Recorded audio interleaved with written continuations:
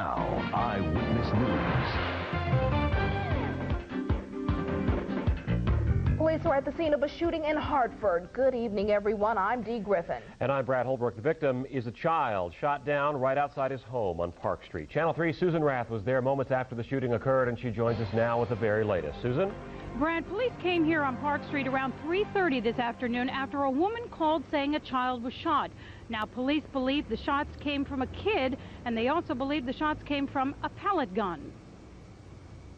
Away we go!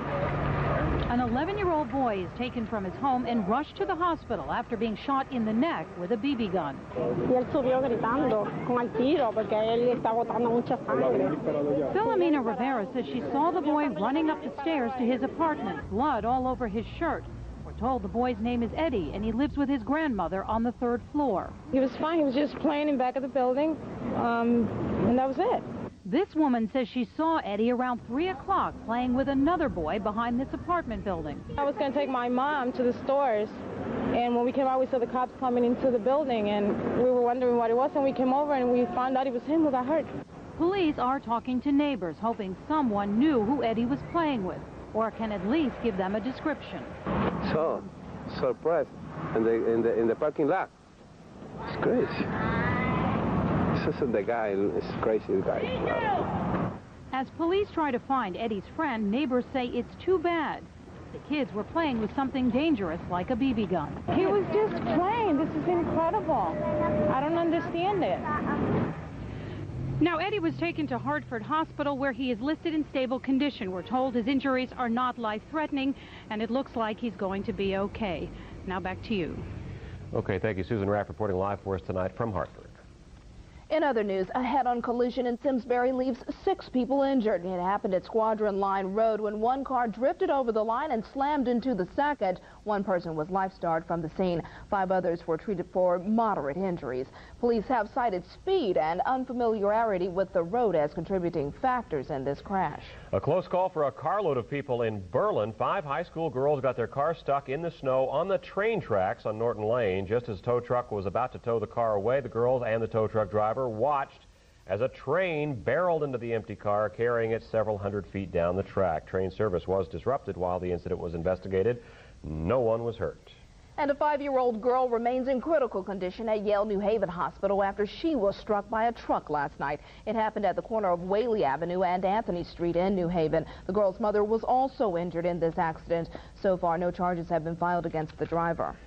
Police have charged the driver of the car that hit and killed a Norwalk man now. Janet Rodriguez is charged with negligent homicide with a motor vehicle. Felipe Restrepo was walking with his son Wednesday night when Rodriguez's car skidded on a slippery road.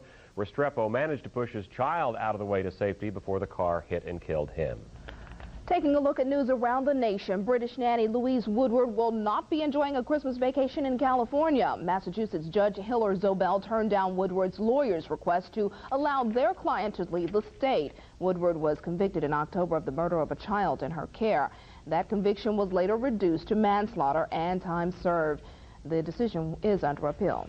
Politicians in Utah are demanding answers from the military after the crash of a runaway cruise missile in their state. The missile went out of control earlier this week and slammed into 2 trailers parked in the desert. The trailers were unoccupied at the time, but they were packed with scientific equipment being used for astronomy research. The reason for the missile's crash is under investigation. The investigation continues into a mysterious murder in one small Connecticut town. Just ahead, the latest on a death in Canton. We'll have that story plus news for New London, Farmington, East Haven, and your part of Connecticut as Eyewitness News continues. Taking a look at news around Connecticut, a Litchfield man remains held on $2 million bond in the death of a Canton woman on Tuesday. 40-year-old Mark Campmere is charged in the death of 56-year-old Deborah Reynolds. Investigators say Reynolds died of blunt trauma to the head. Her body was found earlier this week after an intensive search. News tonight on those 2 West Haven firefighters injured battling a blaze at the Meadowbrook apartment complex. The 2 are now out of the hospital. William Roy and Leo Kelly suffering smoke inhalation and heat exhaustion on Thursday night as the stairs gave way inside the burning building. There's no word yet on a cause for that fire. And Hartford police say speed could have played a role in a head-on crash which killed two brothers. A car in which they were riding spun around on Westland Street in the north end when the driver lost control. The vehicle slammed head-on into a mail truck in the other lane. Police say the men died on impact. The driver of the truck has minor injuries. Checking out your forecast first inland, there is a chance for a flurry this evening. Then later on tonight, skies will clear out again and we'll see lots of sunshine, wake-up time with lows in the 20s. Along the shoreline, pretty much the same story with temperatures just a little bit warmer. Checking out 3 Live WeatherNet, we have a temperature now in Hartford of 37 degrees, a dew point of 27. And live Doppler radar shows that we have a couple of snow showers right around the Danbury area. A few towns may get one tonight. Later on tonight, clearing skies. Here's your forecast details then. There is the chance for an evening snow shower, then clearing late, lows in the 20s. Tomorrow, partly sunny, becoming breezy, maybe a passing flurry in some towns, highs 35 to 40. And the 5-day planner is showing that very cold weather is coming our way for Monday and especially Tuesday in the morning. It looks like a little bit of a warm-up coming our way during next week, though. Harvey, over to you with sports. All right, thank you very much, Bruce. It was a perfect day for the football Giants to clinch their first NFC East title in 7 years. Record crowd, 77,000. Watch the defense swarm the Redskins for a 30-10 win. Let's go to Giants Stadium. You could tell the Skins were in trouble in the first quarter. Pro Bowler Matt Turk bobbles the snap. The Giants recover deep in Washington territory. That sets up Charles Way as he will find his way to the end zone for a 15-yard touchdown, and the Giants lead at 10-0.